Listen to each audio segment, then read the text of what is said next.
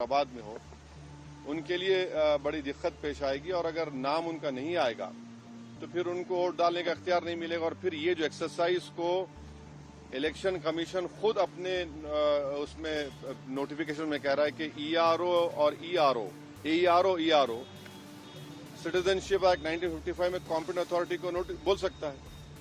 अब जिसका नाम नहीं आएगा वो तो अपना वोट भी खो देगा, उसकी लाइवलीहुड का भी उसको एक नुकसान हो जाएगा। तो ये सब बातें हमने उनके सामने रखी। बहुत देर तक हमारी मीटिंग हुई। उन्होंने अपनी बात को कहा, उन्होंने भी बताया हमको।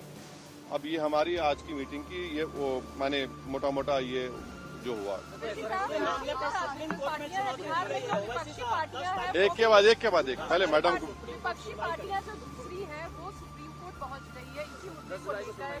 कह रही कि एफआईआर जो है वो कहीं न कहीं इस वजह से भी किया जा रहा है ताकि बीजेपी को फायदा हो सके।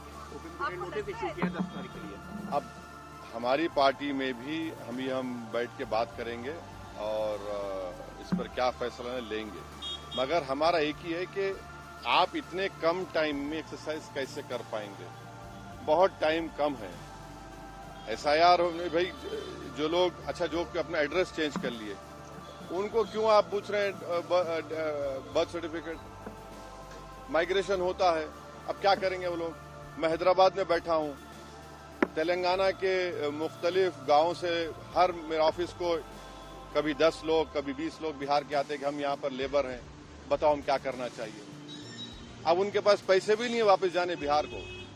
परेशानी वो होगी क्योंकि लॉ तो बोल रहा है कि उनको रहना पड़ेगा वहां पर।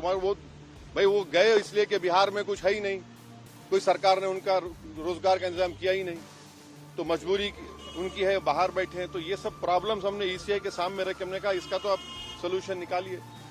चुनाव आयोग ने क्या भरोसा दिया आपको? अब चुनाव आयोग खुद बोलेगा, मैं क्यों बोलूंगा चुनाव आयोग की तरफ।